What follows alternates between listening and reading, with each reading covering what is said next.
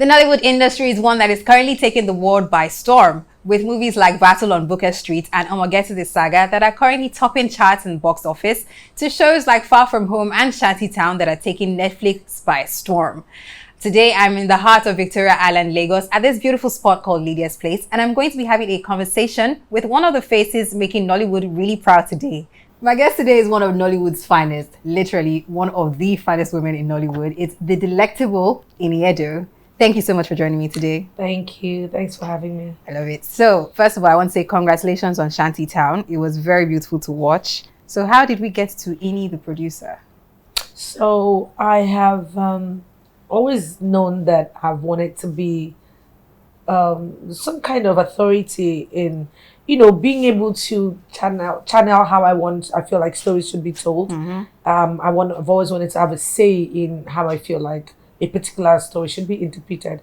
And by doing that, of course, the only way that I can really get that done is to get involved in the whole process, getting, some certain level of ownership. Mm-hmm. Okay. So ShantyTown, it touches on a lot of societal issues that we don't usually speak about, from corruption to prostitution. What made it important for you to tell this story? You just talked about it. It's pretty much the subject, the ills of the society that we had to shed light on, to throw light on. They're all issues that we tend to not really pay attention to, or there are conversations that needed to be had that people are not really having. And then it bothers on women and children. For me, that was what really caught my attention. The fact that this was something that was debasing and dehumanizing to women. And it's a situation that is ongoing in our society today. And most times we just tend to, look the other way. Or perhaps we are not aware of exactly why some of these things are happening, or why some people are in the situations where they find themselves. We just assume that maybe they're doing it because they love it, or because perhaps they're lazy to work and all of that. But when I saw this story, I saw the angle with which these people find themselves in situations that they don't, it's not like they like it or they want to be there, but they are forced by people. They're put in there by people. They're manipulated to be there by people, and they're being exploited by these people. So I saw their helplessness, and I felt like, look, this kind of story needs as much attention as it should get. Yeah, and I'm very proud of the work that you have put together.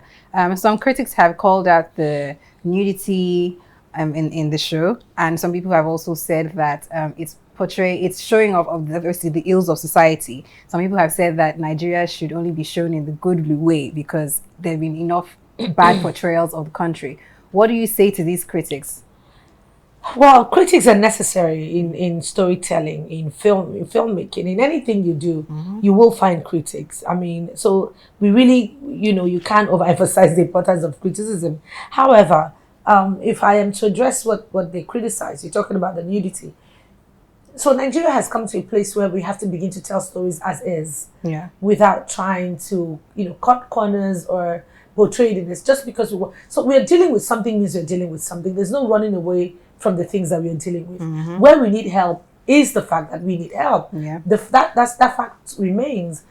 Covering things up or making it, we want to portray the good image of Nigeria or the good side of Nigeria. Meanwhile, these people are dying of these kinds of things. People are under depression. People are under oppression, or what have you. Just dealing with these things. The only thing we can do as filmmakers, as storytellers, is to shed light on these things, to find them help. It's not us portraying Nigeria in a bad way. It's not just a Nigerian situation. This is a worldwide problem. Very true. Even when you watch Spanish movies, American films, these stories it's not limited to Nigeria. But Americans and other parts of the world would tell their stories, find help where they can, solicit help just by putting light on these things. Which is what we're doing. We're coming out of that dark place where people don't want us to speak up, where people don't want us to, women shouldn't take charge of who they are. We are breaking out of that bondage, and we are coming out to tell our stories. We are coming to say the things that really affect us, because if we don't, then we'll perhaps never get help. Okay, very true. If we don't speak out, you can't get help. Closed mouths don't get fed, right? Thank you. Okay. So now talking about ShantyTown again, were you aiming for any sort of international awards? Because I know that they require a certain level of indigenous language to be spoken in for consideration for international awards? Well, guess what? I mean, ShantyTown already had, the way it was scripted, it already had indigenous language in it. You know, I mean, the Yoruba, of course, even bits and pieces of Igbo and Hausa and all of that, it was already there from get-go. I mean, you can't write a story like that and not make, you know, the culture a part of it. I think what really stood out was the inclusion of the Ibibio culture, which was what was deliberate. Now, that was what we did intentionally because, I mean, for me being an executive producer on the show, why wouldn't I want to infuse my own language? You know, so naturally I felt like it was the right time to put my language on the map as well. I mean, we've all heard Igbo, Hausa, Yoruba predominantly, you know, in filmmaking, but there are also other parts of our culture that doesn't get the spotlight. So what I do, what I'm about to do, or what I'm about is making sure that I put my own people, my own culture, my own language on the map as much as I can. I mean, Mr. Yes, Alaji. Hold on, please. Shalima Bekum. Nothing. I just get small worker. And it wasn't a work yourself, eh? And people person go come out from prison, they go see con like give you. Oh, come on. Now their mama enemy no die. Not die, go anywhere. Yeah, the inclusivity was very beautiful to watch, and I really admired. That was one of the things that stood out for me in the show. Right. So your role in ShantyTown, it's a very active role. We see you in combat at some point, and then you literally play 2 roles in one.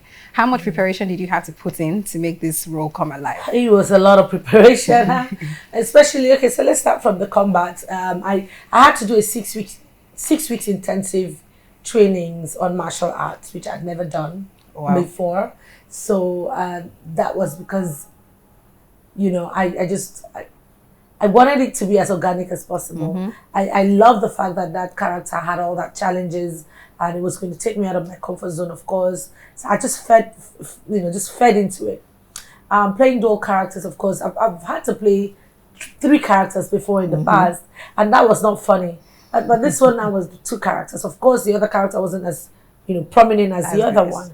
So, but, you know, having to have that switch from and making it believable, because at some point she was impersonating the other person. So that took a lot of work, trying to distinct myself to make sure that, oh, she's a policewoman, of course, but she's not sounding like one. She's not acting like one. She's acting like she's from the shanty. You know, so of course that did take. I actually, before we started, I had to go to about 3 WhoreHouses, if I may say so. WhoreHouses, just to see and interact with them, and just sort of see how they acted, what their mindsets were, and, you know, just sort of, I needed to be in that space to see how they thought, what was their thought process like, you know, and that was what really sort of encouraged me to go into this in the first place, because there was that conversation that I realized that ShantyTown is not just a fiction story. It's not just fiction all through. You know, these people are acting. Most of them, their stories are not far-fetched. Their stories were quite relatable. You know, the real horrors that I met and the ones in ShantyTown. Some of them will tell you that their parents don't even know they were here. They came to Lagos to do one thing or the other, and then here they are. They can't go back home. You know, they have things. You know, so it just really gave me reasons to know that, look, this is right. We're doing the right thing. So yeah, the challenges, I love the challenges. I loved the challenges. So I did that, I trained. And of course, it took a lot of mental work. I'm sure. Was there any particular standout moment for you where you were like, wow, I'm actually doing this. I can't believe it. I swear, when the fight scenes, you know, the fight scenes with the explosions, I'm naturally somebody that is a bit like, I don't want to get hurt. No, don't scratch me. Don't do that and do that. You know, but I mean, I loved that I was able to get into that space where none of that mattered. I just wanted to get the work done, and I wanted it to be as believable as possible. I wanted it to be as convincing as possible. So all I cared about was that so even when I did the fight, like when we had the fight scene, the one you watched, that was a whole long scene. I'll go back to the monitor, I'll see, and it didn't look quite, you know, as I wanted it. So I found myself wanting to do it over and over again, in spite of how technically draining and physically exhausting it was, you know, but just it was enjoyable at the end of the Yeah. day. You come off as a perfectionist. I try. I try. Okay, so Shantytown is exclusive to Netflix. 5 years ago, this was a dream for Nollywood. Yes, it How does that was. make you feel? See, it's so encouraging, to be honest. It just we somehow at the back of my mind, I sort of knew that this day would come where we would have all these people come to us if we kept on telling our stories the way we were telling it from time. Yeah. They would come, and then our stories would be able to take global stage on global platforms. And here we are today. It's just to say that dreams do come true, and I'm glad and I'm happy that I'm a part of this journey. Yeah. And I stuck around because I could have left. Yeah. In fact, I left. I came back. But I'm just grateful to God that I found reasons to stick around. Okay. And then speaking of you being around for a minute, you've been on our screens since 2000s. And we've loved you. You've been a sweetheart from time. Is there anything that you think you would do differently if you went back in time with regards to your career, obviously? Well, everything has been a learning curve. Every experience, good or bad, has literally influenced who I have become. I take even the bad experiences. I try to find something out of it. What do I learn from it, and how does it impact me? So would I do things differently? Given what we were given at the time, what we had at the time, I think I did the best with what you that I could, with what was available to me and what I knew as far as how old I was, was concerned. But moving forward, we're turning all those negative experiences into gold, so to say. So what would you say? No regrets. No regrets. Yeah, that's life. No regrets. So what would you say your proudest moment has been so far? Sitting here with you, talking about ShantyTown. So I mean, it's just the whole reception that ShantyTown has gathered, the level with which the world at large has appreciated ShantyTown. Is just such a proud moment for me. So moving around doing interviews and just seeing people's reaction to something that two people just sat down and pulled, two women for that matter. It's just a dream come true. Yeah, to be honest. it's always amazing when things come from fruition until in a whole circle, and then you get to see what people think of what you've created, and so that's really commendable. Is there anything else we should look out for from you in the next year or two? There's quite a couple of things. I mean, we already have a project that is already in post-production. My partner and I, we did it together, same crew. So a lot more projects. Okay. More projects, more mind-blowing projects. We will just always try to raise the bar every time we come out. I like my partner and I have some kind of vision to just make excellent movies, excellent projects in terms of technical and creative. Everything that I want to be a part of, the vision and the drive is to make them stand out, to tell stories that affect who we are. That points people in the right direction, that sheds better light on who we are as a people, as filmmakers, as women, and also still itching towards breaking the barriers, going global, like global. Okay.